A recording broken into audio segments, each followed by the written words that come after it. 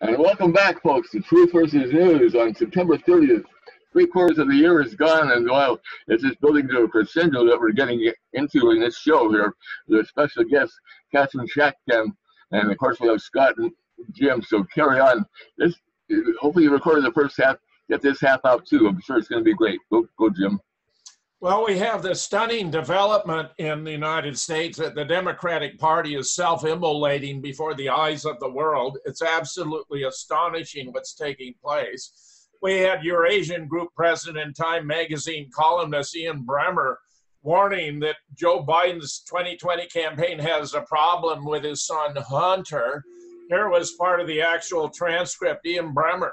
Biden does have a problem here, by the way. I mean, I have to say $50,000 a month for Hunter Biden clearly has to be selling influence, because otherwise no one would ever pay him that kind of money for a company that frankly was pretty corrupt and has been before and been since under investigation.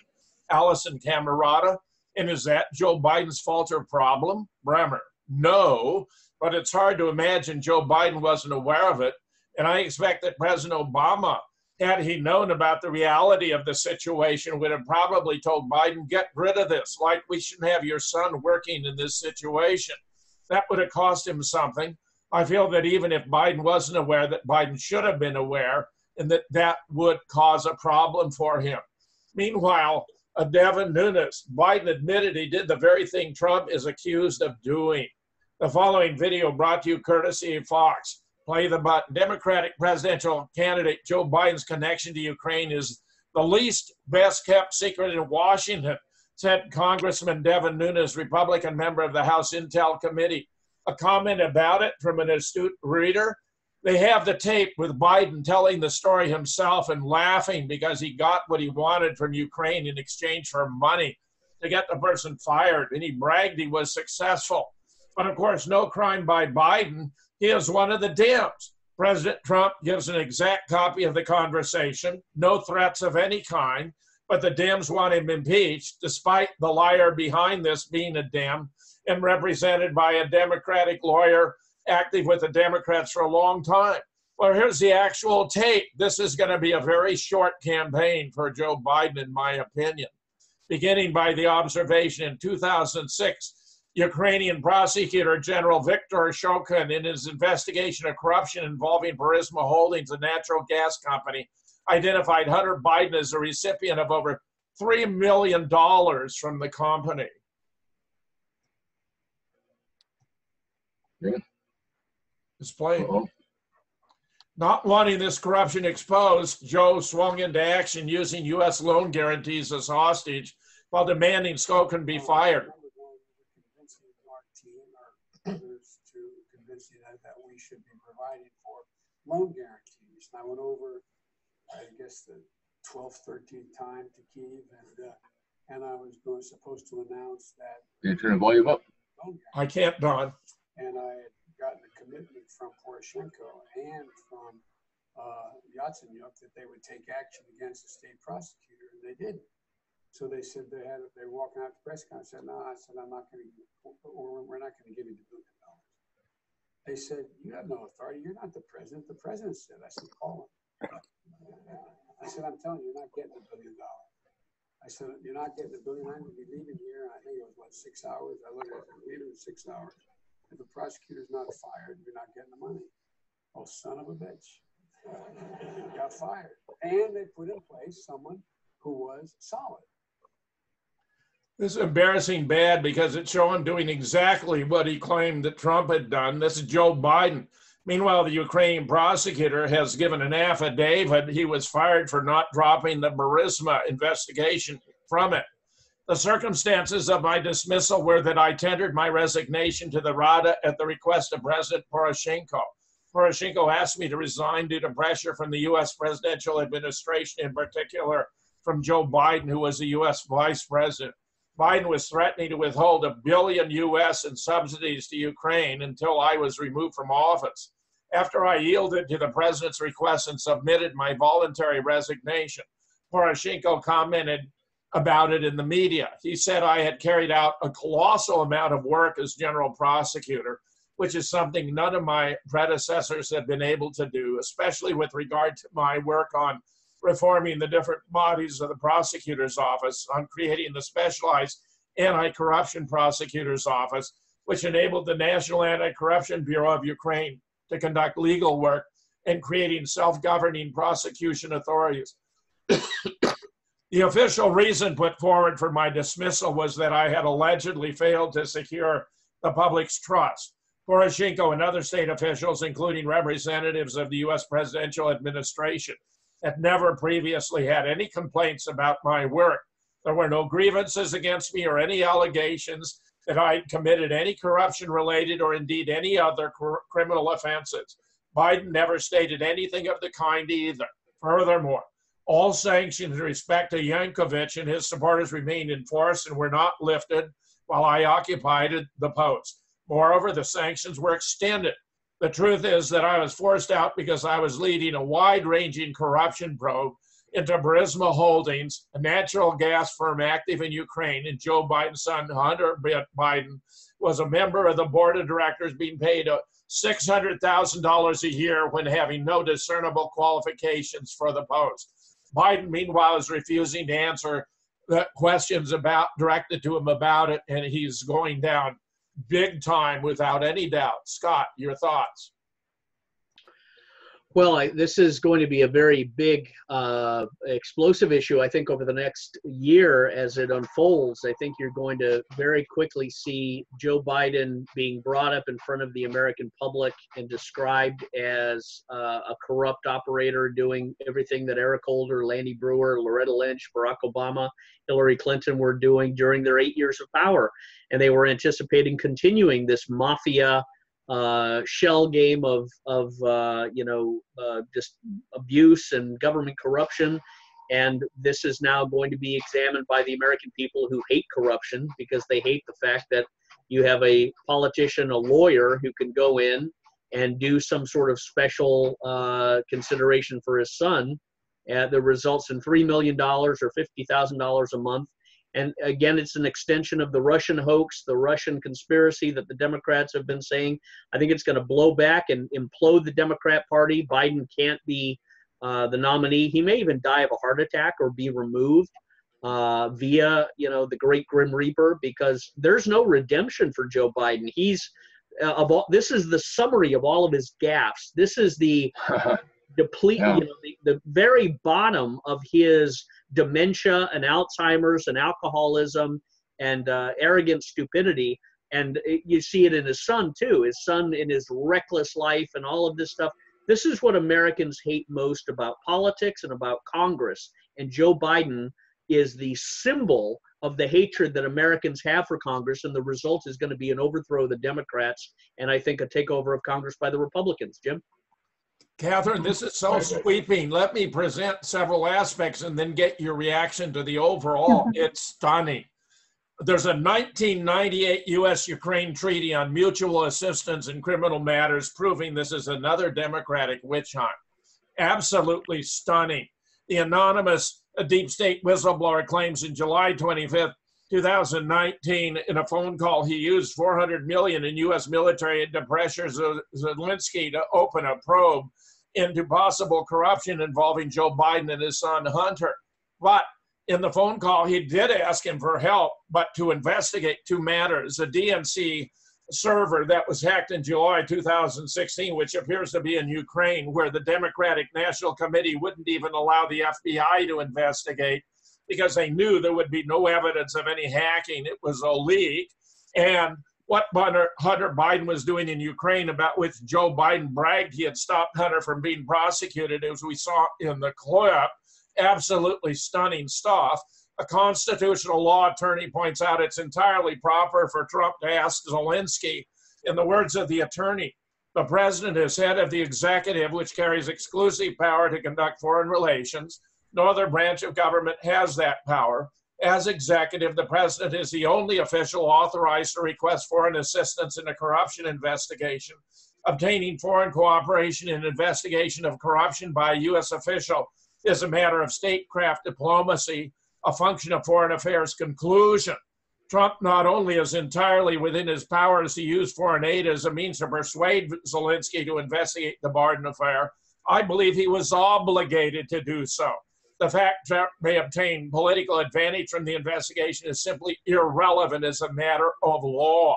It turns out, thus, there's actually a U.S. treaty with Ukraine on mutual legal assistance in criminal matters, which was signed by Bill Clinton into law on July 22nd, 1998. Here are some of the aspects thereof. Each contracting state shall have a central authority to make and receive requests pursuant to the treaty. For the U.S., a central authority shall be the Attorney General or a person designated, or of course the President himself. The competent authorities of the registered state shall do everything in their power to execute the request. All of this was completely inappropriate. In other words, Trump did nothing wrong, even less any impeachable high crime or misdemeanor during the phone call. He did not use U.S. military aid to pressure Ukraine to investigate Joe and Hunter Biden. He didn't need to exert any pressure because the two countries already have a treaty that obligates a government to investigate. Furthermore, in the U.S. central authority with whom the Ukrainian government communicated was none other than the U.S. Attorney General, or in this instance, actually the President of the United States. Paul Craig Roberts has authored a revealing piece about the real purpose of the impeachment investigation. The Democrats know there is no impeachable offense. What they intend to do is use the investigation to look into every aspect of Trump's life and try to make dirt out of things unrelated to his talk with the Ukrainian president. This impeachment investigation is a political act to help their candidate win the next presidential election.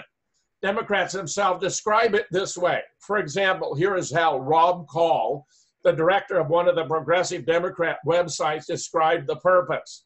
The idea should be to keep the impeachment going as long as possible, with new testimonies and new releases of disclosures of alleged corruption and treason on a regular basis. Looking at impeachment as a process for removing the president is the wrong way of thinking about it. Looking at it as a key that gives access to investigative tools is a smarter, more strategic way of looking at it. Ideally, it will get so bad for Trump that the Republicans will end up putting up someone else to run in the general election. But keeping him under investigation, at least through the November election, will increasingly erode the support of both Trump and the Republican Party brand, making a Democratic takeover of the Senate and White House and an increased control of the House even more likely. In other words, it's a political power play, but I predict the effects are going to be precisely the opposite. It's going to erode support for Biden or for any Democratic nominee on the Democratic Party brand and make the Republican take over the Senate and maintaining the White House, even regain control of the House overwhelmingly more likely. Paul Craig Roberts continues, the outcome depends on whether Americans see the impeachment investigation as another orchestrated hoax like Russiagate, or whether they fall for the hoax as they initially did with the Russiagate investigation. The United States does not have a media. It has a propaganda ministry that helps the ruling elites control their explanations that Americans are given. Polls show that Americans have lost confidence in the media. If so, the impeachment investigation will backfire. The ultimate purpose of the constant attacks is to teach the American voters that electing a president who is disapproved by the establishment is futile.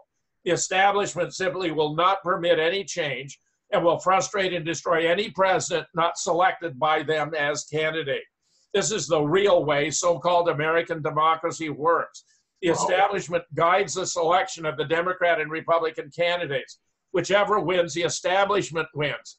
This didn't happen in Trump's case, and so he has to be prevented from altering the establishment's agenda. Meanwhile, speaking about the media, CNN and the Washington Post excise 540 words.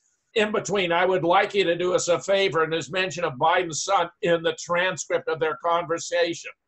It's absolutely stunning. The front page of the Washington Post, stunning omission of key parts of the transcript that would show the headline to be demonstrably misleading, literally cutting up the text to fit the media's false narrative. This isn't simply reporting error or an editing miss, it's a flat-out lie, right on the front page of one of our nation's leading newspapers. And here you have the New York Times with 9 full-page stories, including concern over a phone call and the abuse of power, where they're not giving any side of the appropriate response or an accurate accounting of what actually took place. Scott, Right. thoughts? What you got there, Scott? Well, I think Catherine was going to go, right, Jim? We didn't have her talk last time. No, I wanted to have these first couple of segments before I bring her Right. in, because she's in the UK and we are here. Just Okay. go ahead. Well, you know, this is going to backfire tremendously because the American people love an underdog. They love a freedom fighter. They love someone who's Rocky Balboa. When they're against the ropes, they come into their maximum height of powers. And Donald Trump, if there's one thing about him, when his back's against the wall, he throws off the gloves and he comes at you like the Tasmanian devil on hypercaffeination mode. And he tears the guts out of people. He goes on a full comedy tour hour. He's at his best. He's firing, he's shooting, he's kicking, he's laughing, he's making jokes. He's in his zenith, his prime. And that's what people love about him. So what this is going to do is it's going to put him on center stage, and he's going to do a James Cagney ass-kicking rendition that the Democrats don't have the imagination to even sense. He's going to go up over the next year, and he's going to throw down the gauntlet and say, you know what, this whole thing has been going on since 2016, and the only way to overthrow it is to remove all of these Democrats from the House, let them have a come-to-Jesus moment or come back to themselves and discover what being an American politician is supposed to be, and not be trying to set up deals for endless wars in the Middle East, bending over backwards for China and cheap Nike shoes, and making wars with Russia, and all of these other totalitarian impulses that the Democrats embody. I came in to stop it. They've tried to stop me ever since. I need you to help me overthrow it. Now, if you want to get into whistleblowing reports, let's get into whistleblowing reports. This is a whistleblowing report that was sent out in 2012 to all of these knuckleheads, sent by Brad Birkenfeld and myself, shellgamewhistleblower.com. It went to the Intel Committee. It went to the House Armed Services Committee. It went to Ron Johnson, special investigator. I've spoken to numerous congressional investigators and staff and people, and they turn pale, they run, they tuck their tail between their legs, and they don't return phone calls. They don't brief me. They don't ask questions. Mr. Bennett, Lieutenant Bennett, what did you know? When did you know it? What other documents do you have? What other testimony do you have? What do you know about terrorist financing that is going to ISIS from Libya, from Saudi Arabia? I know it all, Jim. You know that. Catherine knows that too. Absolutely. I know where all of these bodies are buried. So if you want to talk about whistleblowing report, the only thing they have right is whistleblowers go and they start pounding on doors, but you know what? They just don't open. They say, don't let him in. Don't talk to him. We don't want anything to do with him. That's the real sad demise of America, are we have these pieces of garbage parasites. When I went to them with real actionable intelligence about money that was being laundered by Saudi Arabia through Swiss banks that was killing their kids in uniform and decimating the world, they have done absolutely nothing. Now, that's the other card that Donald Trump needs to pull out of his inflated back pocket is Scott Bennett and the whistleblower report and Edward Snowden and Julian Assange and Brad Birkenfeld. Let's make it a party, and we'll come and we'll do a little tap dance on the heads of all the Democrats with all the real whistleblowing stuff that exists. Jim? One more segment before I bring in Catherine. We have this stunning development. He had help. Former CIA NSC official questions the report. This is the whistleblower report as opposed to the transcript. I have read both. The transcript is innocuous, as we've discovered. A whistleblower report reads like a legal brief, which it appears to be. Notably, Felix, CEO of the Center for Security Policy, points out the way this complaint was written suggests the author had a lot of help. I know from my work on the House Intel Committee staff, many whistleblowers go directly to the Intel Oversight Committee. Did this whistleblower first meet with House Intel Committee members, Adam Schiff in particular? He then writes, the whistleblower complaint is too convenient, too perfect to come from a typical whistleblower. Were other intelligence community officers involved? Were outside groups opposed to the president involved? Read the thread below. As a former CIA analyst and former NSC official who edited transcripts of POTUS phone calls with foreign leaders, here are my thoughts on the whistleblower complaint just released. This is not an intelligence matter. It is a policy matter and a complaint about differences over policy. It appears rules restricting access and knowledge of these sensitive calls was breached. The way the complaint was written suggests the author had a lot of help. What House and Senate Intel Committee Democratic members and staff knew about it and when? The whistleblower complaint is too convenient, too perfect to come from a typical whistleblower. It'll further damage intelligence community relations with the White House for years to come. This IC officer and others had blatantly crossed the line into policy. It would not surprise me if intelligence community officers are barred from access to all POTUS phone calls with foreign officials in the future. Meanwhile, the whistleblower complaint appears to be the Schiff dossier. 48 hours after the Trump-Zelensky phone call transcript had been made public and 24 hours after the whistleblower complaint, things are becoming much more clear. The whistleblower complaint is the Schiff dossier. After the 2018 midterms and in preparation for the House impeachment strategy, House Intel Committee Chairman Adam Schiff and House Judiciary Chairman Jerry Nadler hired lawfare group members to become committee staff. Chairman Schiff hired former Southern District of New York U.S. Attorney Daniel Goldman. Chairman Nadler hired Obama administration lawyer Norm Eisen and criminal defense attorney Barry Burke, all within the lawfare network. You probably saw Burke questioning former Trump campaign chairman Corey Lewandowski. It now looks like the lawfare network constructed the Schiff dossier, handed it to allied CIA operative Michael Berry to file as a former IC complaint. This process is almost identical to the Fusion GPS lawfare network handling the Steele dossier to the FBI to use as evidence for the 2016-17 Russia conspiracy. The lawfare continuum is very simple. The corrupt 2015 Clinton exoneration, which became the corrupt 2016 DOJ FBI Trump investigation, which became the corrupt 2017 DOJ FBI Mueller probe, is currently the 2019 impeachment plan. Weissman and Mueller, delivering their report, evolved the plan from corrupt legal theory into corrupt political targeting by Jerry Nadler in the House Judiciary Committee. Every phase within the continuum holds the same goal. The current impeachment strategy is planned out within the lawfare group, with a Trump-Russia dossier 1.0 failing to deliver the impeachment results via Christopher Steele, Robert Mueller, Jerry Nadler. The group simply moved to construct the Trump-Ukraine dossier 2.0 via intelligence community CIA operative Michael Berry and shifted the fulcrum of effort from the House Judiciary to the House Intelligence Committee. A disconcerting aspect is how current U.S. Attorney General William Barr appears to have knowledge of what's going on. Meanwhile, very strikingly, the intel community secretly gutted the requirement of firsthand whistleblower knowledge. Federal records show that the intelligence community secretly revised the formal whistleblower complaint form in August 2019 to eliminate the requirement of direct firsthand knowledge of wrongdoing. Look at this at the top. I know about the information I am disclosing here, and I have direct and personal knowledge, or now I heard about it from others, never before allowed. Obviously, it allows all kinds of rumor, speculation, and gossip to become the subject of an intel report which no serious intelligence officer would support. It allows nonsense to compromise the system. The Ukraine call complaint against Trump is riddled not with evidence directly witnessed by the complainant, but by repeated references to what anonymous officials allegedly told the complainant. I have received information from multiple U.S. officials.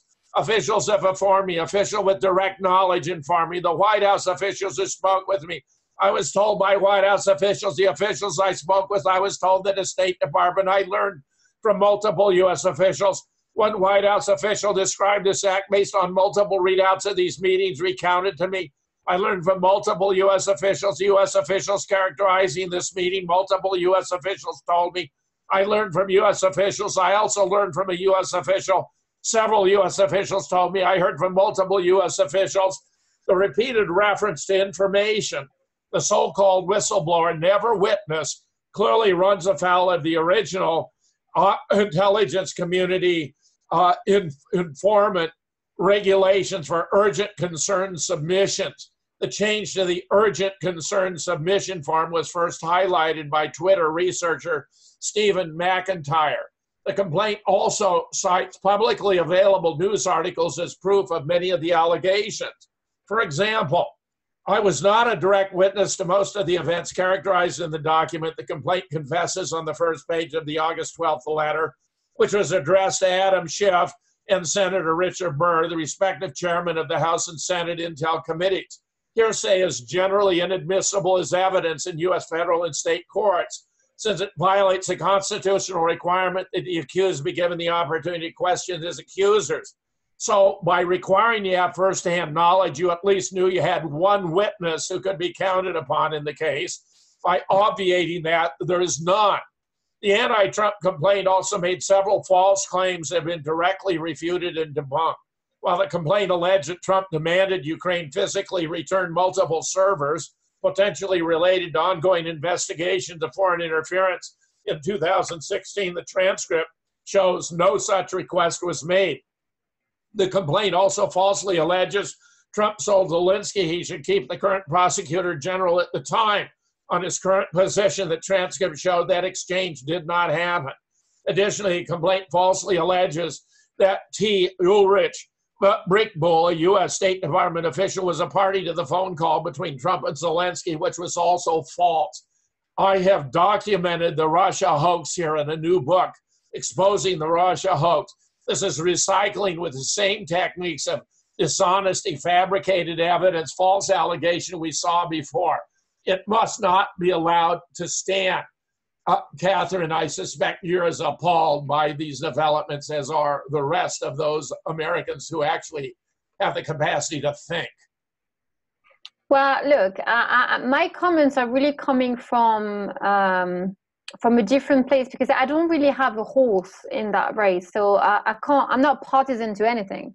That said, and even though I have reservations about certain decisions that President Trump has made, over the years, I do honestly believe that this is a clear case of gaslighting. What they're trying to do, what the Democrats are actually doing against his presidency, I think is appalling in the sense that, first of all, we need to understand that this is not just an attack on President Trump, but it's an attack on the institution that he represents, meaning the presidency.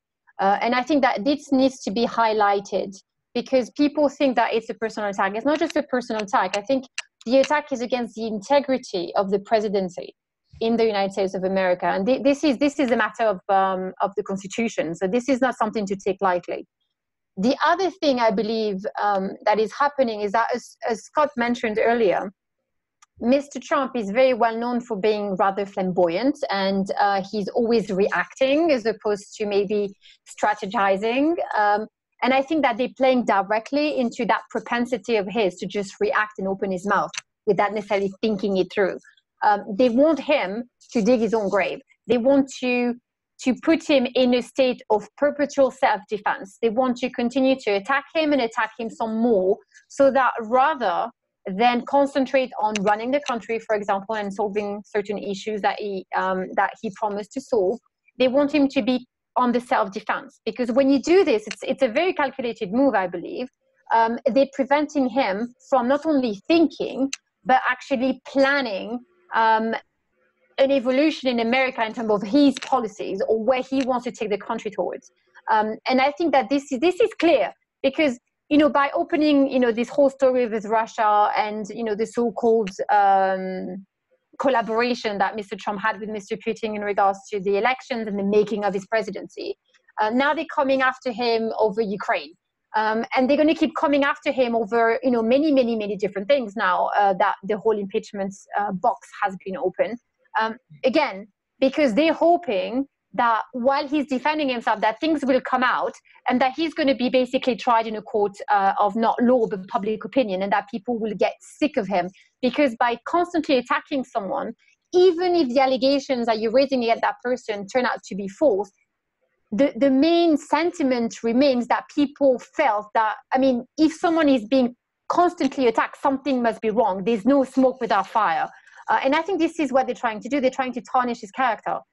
So again, I'm not saying that he's without fault, but we need to understand, for example, that, you know, we live in a system in America that has become a plutocracy, that has, you know, that is basically ruled by nepotism. I mean, you just only need to look at what Joe Biden has done with his son. But Mr. Trump is also guilty of that, you know, with his daughter, for example, and the fact that more and more we see legacies in America as opposed to having independent presidency. I mean, the Clintons, for example, you know, the Bush, you know, the two Bush's administration. I mean, there's a tendency now in America to see families take over. So it has more to do with family business, building legacy, and making sure that, you know, your relatives are being taken care of, or they're taking advantage of X and Y, Z position in power to benefit their own interests. That needs to be shed a light onto. So I think that Mr. Trump has a lot of answering to do when it comes to his utilization of the system that he inherited. But it doesn't mean that he has to carry the blame for everyone else, because I mean, he's not a scapegoat. Let's not turn his presidency into a scapegoat kind of, you know, show. And that's the main problem. But the issue is he's gonna have to face the battle of his life, really. You know, if he, I mean, I don't know whether he can win, if I'm being honest here, because I think they're going to come at him with everything they got, and I'm pretty sure that they got a lot. And even if it's all false, even if it's all made up, it doesn't matter, because something will stick. If you throw mud at someone for long enough, something will stick, and you're going to come out stained. That's the main problem. That said, if it proves to be a complete hoax and it backfires onto the Democrats, then yes, the Democratic Party is over, and they're going to have to come up with a new formula. They haven't just shot themselves in the foot; they've actually shot themselves in the head. They might have, but it doesn't mean that Mr. Trump is out of the wood just yet, because we could be in a situation where he's going to be so busy defending himself that, you know, the political conversation that should be surrounding his next presidential campaign will be lost in translation, literally. And let me draw a comparison for you. Trump will be as successful in dealing with these Republicans as the Houthis were in dealing with the Saudis assembled there. This is a trap. You watch how it plays out. Scott. I don't know. Well, again, this is really a psychological meltdown, an emotional meltdown, a childlike tantrum of the Democrat Party that has been long coming. And I always look at the Democrats as angry, seething, emotionally explosive. They are angry at themselves, angry at God. They feel like they're ugly. They are furious at something. There is some kidney stone that is sharply causing the major pain, and they're screaming at the top of their lungs, and they're doing it politically. And the sad thing is, many of them appear like they are a very well-kept professional. You know, look at Biden, look at Steny Hoyer, look at Nancy Pelosi. I mean, they look very good in a sense. They talk very good, but they're like the picture of Dorian Gray. They're these monstrously ugly, violent people that have no good in them whatsoever. And this is coming out. They are Nebuchadnezzar eating grass for 7 years in the forest of madness. This is not an insult. This is a clinical, psychological, emotional profile analysis of the typical Democrat in American politics today. That's not to say the Republicans are any good. Many of them are even worse. But the Democrats, I mean, Trump came in as a non-standard, non-establishment Republican. He's made some very stupid, bad mistakes in many ways that I find just abysmal. One of the biggest ones was stopping people like me and Phil Giraldi and Mike Maloof and J. Michael Springman and Peter Van Buren, who incidentally was on Tucker the other day, from going to Iran and building bridges and having conversations and having diplomatic meetings. He stopped us. Sigal Mandelker, the U.S. Treasury officer who's in charge of foreign assets control, she's put on these sanctions on New Horizon and Iran that forbids us from going. She sent the FBI to people's houses telling them not to go and talk conference-wise. So there is a coup d'etat in American Zionist circles against the president, whether he knows it or not, or he's on the side of this stupidity, and that is going to harm him. So he's done some very bad things that I think are very stupid. I hope he learns from. But this one incident of the Democrats exposing Joe Biden and Hunter Biden and their crimes and their corruption and their stupidity is going to blow back on them very, very horrifically. And Donald Trump is going to use the music of their own destruction to create a showpiece, again, that rivals Riverdance and James Cagney in stomping on the heads of these Democrats for 2020. Jim? Fascinating, fascinating analogy, Scott. Meanwhile, Mike Adams writes, Pelosi's surrender to the lunatic impeachment fringe of the Democratic Party may push America to a civil war. In doing so, Nancy Pelosi has made a huge tactical error, one that will cost her the speakership in the House, as well as a 2020 presidential election. By caving into the impeachment lunatics, she has sealed her own fate and all but guaranteed an electoral college landslide for President Trump, even if the Democrats manage to nominate a candidate who isn't suffering from late-stage dementia. Here's our analysis. The so-called whistleblower accusations against Trump were nothing more than another deep state spy fabricating yet more fake news to hype up anti-Trump hatred. Nancy Pelosi hadn't even seen the transcript of exactly what was said between Trump and the president of Ukraine. Once a full transcript is released, as it has been, she's going to look even dumber than she sounds. Whatever Trump said to the leader of Ukraine will pale in comparison to what Barack Obama said to the Russians about de-nuking America, or what Hillary and Barack said to the British about illegally spying on Trump. When it comes to begging foreigners to meddle in U.S. elections, no one can hold a candle to the systematic criminal schemes of Obama and Clinton. Any determined examination of events regarding Ukraine will inevitably turn up a ream of horrid details about Joe Biden's criminal corruption, money laundering, and bribery schemes involving his son Hunter Biden and the Obama administration. The real crook in all of this, it turns out, is Joe Biden. The American people are sick and tired of the Democrats' insane witch hunt against Trump.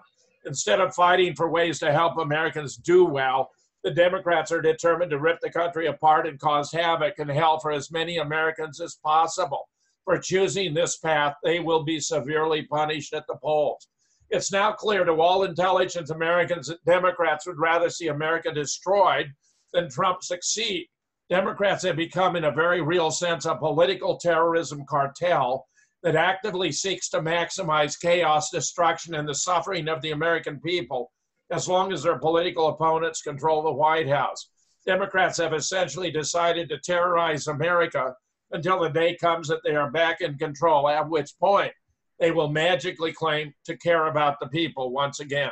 Although an impeachment vote in the House may very well pass, the impeachment hoax will be dropped dead in the Senate, thereby vindicating Trump and broadcasting the fact that Trump is innocent of all the various insane things he's been accused of by politically motivated House members, most of whom are merely trying to appease the most vocal lunatic fringe elements of the Democratic Party, which has itself lurched to the fringe left with breathtaking speed. Anything less than Trump being arrested or marched out of the White House in handcuffs will spell total defeat for the Dems, who have set a heightened expectation among their supporters that Trump would somehow land in prison long before now. Remember the Mueller report? It was supposed to put Trump in prison. Instead, it largely exonerated him. Based on current events, I'd say there's a 70% chance Trump will be impeached in the House, but it'll go no further and will only strengthen his base. The bigger risk is that even after impeachment is dead, the delusional Democrats will take to the streets and try to force a political coup through domestic terrorism and left-wing violence. This could set off a large-scale backlash as well-armed patriots decide to defend America against the treasonous, lawless lunatics who now define the Democrat Party. Civil war is a very real possibility here if the Democrats continue to push America over the edge. It's now apparent to everyone that the Democrats are utterly lawless and unethical, and that their twisted demeanor is flat out incompatible with civil society. So there's really no point in trying to coexist with Democrats at all. They will never abide by the rules of a peaceful society. Meanwhile, Philip Marley, the senior U.S. strategist at Rabobank, talks about impeachment without conviction, the 5 alternative scenarios for Trump's future presidency. The Democrats in the House of Representatives have decided to start impeachment proceedings against President Trump. While impeachment is possible as the Democrats have a majority in the House, conviction is unlikely as long as the Republicans in the Senate continue to support their president. In this case, the removal of Trump from office is unlikely, either by conviction or by the 25th Amendment. What's more, history suggests it will be a challenge for the Democrats to complete the process of impeachment and conviction before Election Day 2020. And then there is, at least as things stand now, virtually no chance of conviction. Consequently, it's unlikely to affect who is on the Republican ticket for the presidential election. However, it will set the tone for the election campaign. In fact, it could even backfire on the Democrats, as it may energize Trump voters to go to the polls. Meanwhile, the impeachment theme may overshadow any political message the Democrats might sell to the electorate. What's more, Democratic candidate Joe Biden may not come out of this process unscathed. That would strengthen the position of the remaining leading candidates in the Democratic primaries, who are far more left-wing than Biden. While it strengthens the position of the left wing in the party, it may scare away centrist voters on Election Day.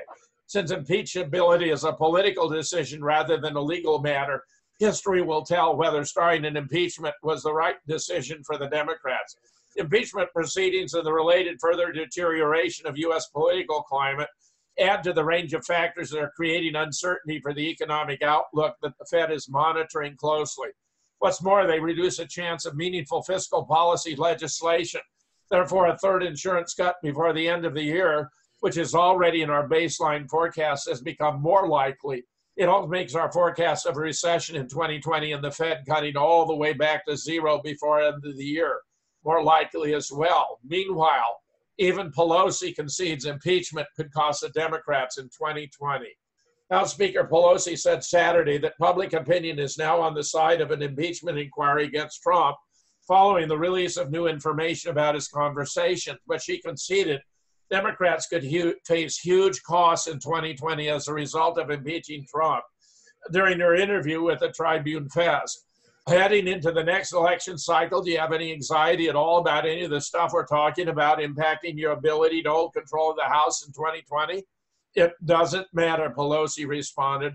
Our first responsibility is to protect and defend the Constitution of the United States. People say you have to take a political risk doing that, she continued. That doesn't matter. That doesn't matter because we cannot have a president of the United States undermining his oath of office, his loyalty to his oath of office, undermining international security, and undermining the integrity of our elections. Scott, your thoughts? Yeah. Well, it's very revealing. We're hearing the same thing we've been talking about before, Jim, from Adams. The conversation is the United States and the people, the American people, are close to a civil war, if not in a civil war already. And it was not because of the conservatives that have been rising up in opposition to Barack Obama or Hillary Clinton. It is the conservatives who are defending it against the attacks that are being made on them and made upon the president. We're seeing more and more rhetoric. We're seeing John Voight, the Hollywood star, doing a Twitter video today or the other day, decrying this attack on the president, not because of Trump's character or his virtue, but because of the character and the virtue and the nature of our republic, of our Republican democracy, not democracy in general. So there is a civil war here upon us because of these acts of tyranny, these acts of oppression that are compounding the international globalist wars that are being unleashed. So there's enormous discontent in the country. There's social defracturization, there's social devolution, all the result of the liberal policies. I blame every ill and sickness and paranoid delusion on the American society squarely on the liberal leftist mentality and the disintegration of the family, the homosexuality, the transgenderism, this arrogant stupidity of going around the world, breaking up countries. This whole leftist tyranny ideology that also has a neocon Zionist ilk to it, has destroyed the city on a hill reputation that America had under Reagan, and that we all thought we were entering the Wizard of Oz full color paradise of now that the Cold War's over, we can really just swing on a beach and enjoy peace and prosperity. And instead, we entered a new phase with the military-industrial complex waging endless war, climaxing in 9/11, and we've been on a downward spiral ever since. So I think civil war is going to react and break up the country into regions because people are not going to be taking it anymore. Jim? Catherine, the view from the UK. That's interesting because I think it's about the fifth time today that I hear the word civil war when someone is mentioning the United States. And I remember a conversation that I had with Scott, over the past, maybe 18 months, where we actually, talked about, the possibility of an insurrection in America because democracy is being attacked, and whether or not people like Donald Trump is not even the problem anymore, but it has to do with the fact that he was elected, fair and square, and that you have to bow to, to what the Constitution decided, by way of the people. So it's, his legitimacy is clear. I mean, he, by the Constitution, he's the president of the United States of America, whether people like it or not, whether the Democrats like it or not. So I think it's interesting that to see the kind of era that America is entering and the way that the political conversation is going in a way, because now, rather than fight someone's political ideas or agenda, we literally go into the jugular where you have entire parties trying to demonize the opposition and vice versa, and you have a president that is not being impeached. And I think that his impeachment has a lot to do with the will to gag him and to silence him. So it's not just the Republican Party that is under attack, but it's literally the ability for any citizen in the United States to actually go against the grain, to actually go against the deep state or the establishment. And even though, yes, he's a Republican, as Scott mentioned, he came out from the left field when nobody imagined that he could ever represent the American people, and he did. For better or for worse, he was elected. And I think that it would be the sensible thing to do to actually let him finish his term and actually just allow the American people to decide whether or not they still want him. Otherwise, we don't live in a democracy anymore. And the fear that I have is that if America goes for all its ills, what does it say about the rest of us in terms of, a democratic future? I think that we need to rethink the way our institutions work. And I think that what is happening in America could happen very well in the UK or could happen in France. I mean, I think in Europe, it's kind of manifesting in a different way where you have the rise of, populism, and where the conversation is being taken to a whole new degree of crazy. And people are not thinking anymore. They're just reacting to made up stories and propaganda, essentially. So to be honest with you, I'm actually worried because, again, as I said, I disagree with Mr. Trump on a lot, many things, but essentially foreign policies.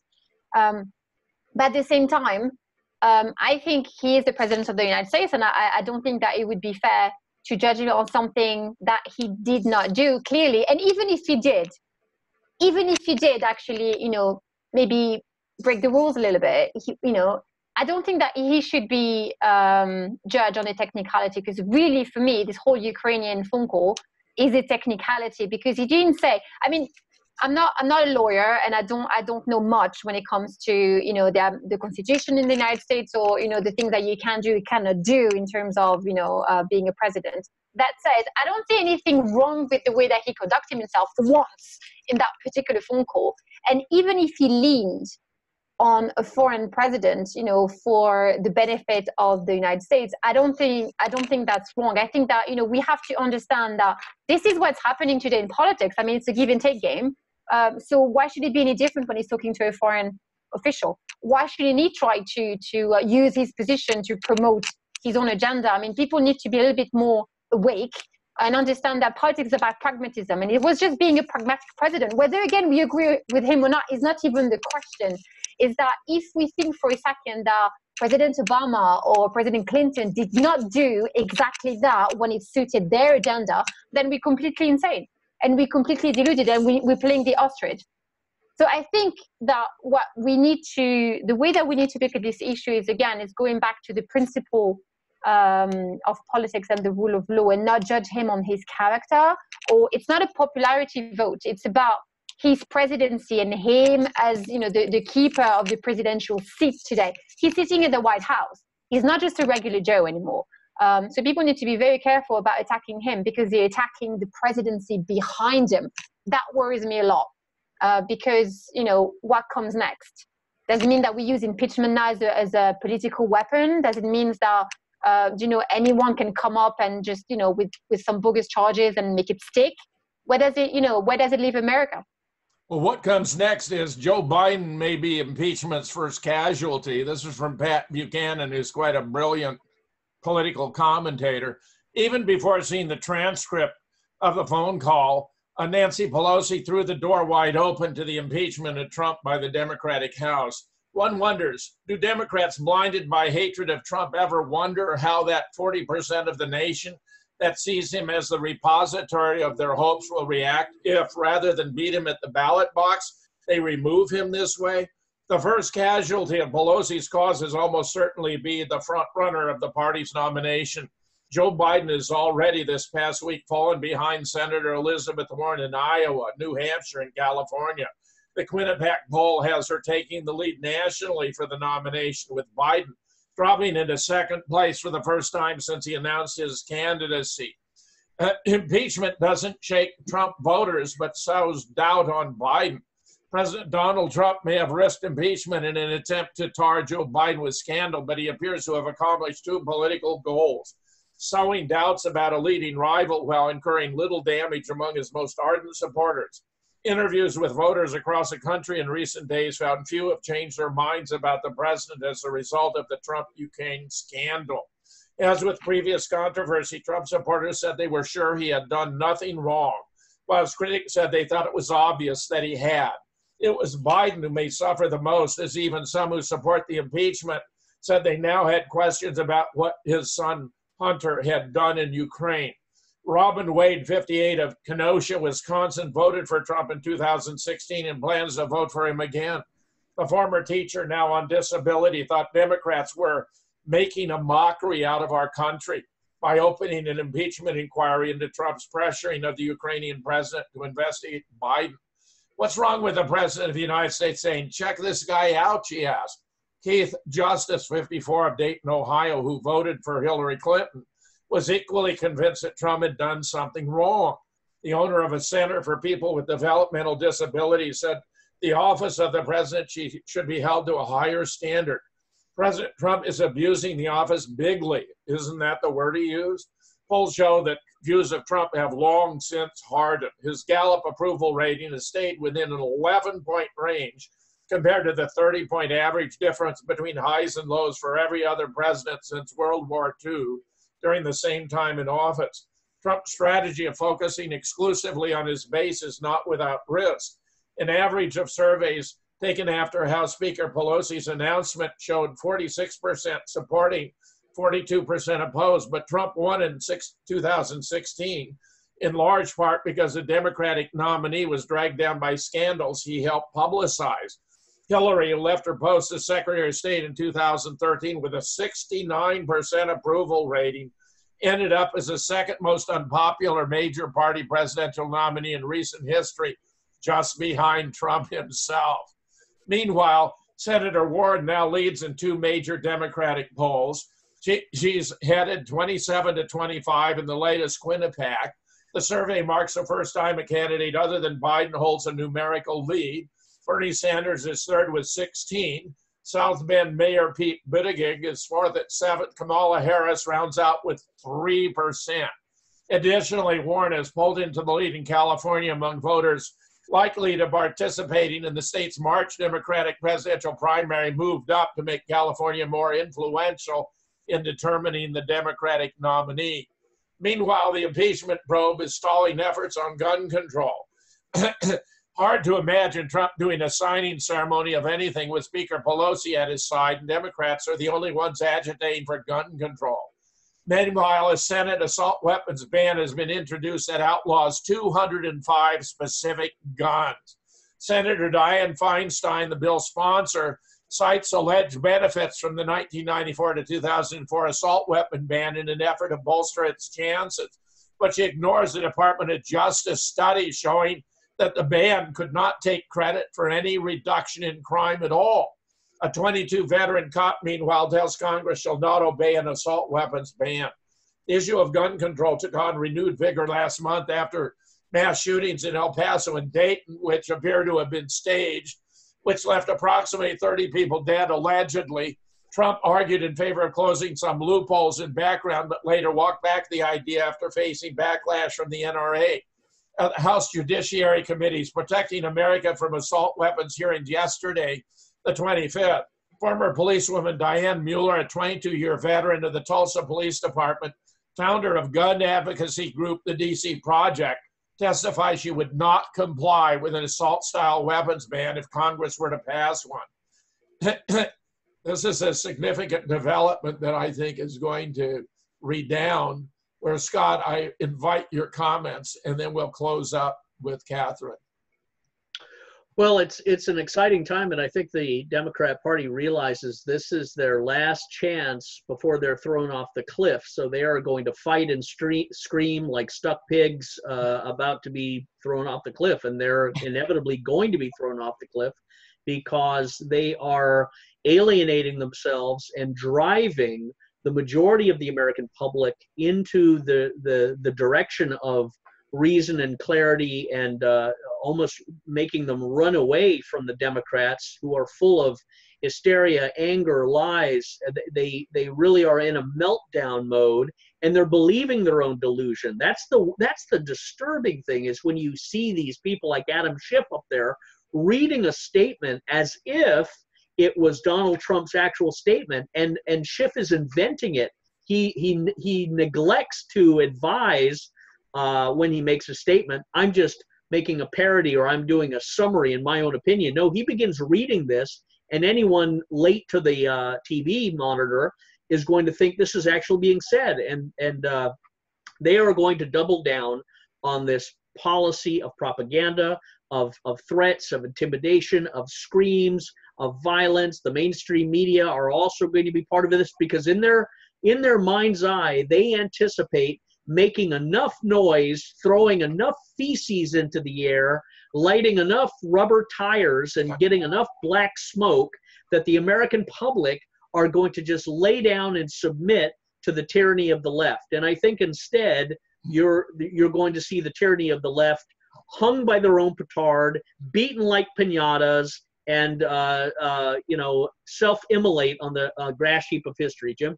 Catherine, the last few moments are yours, but they're very brief, alas, and you have been spectacular here today. I can't thank you enough for joining us.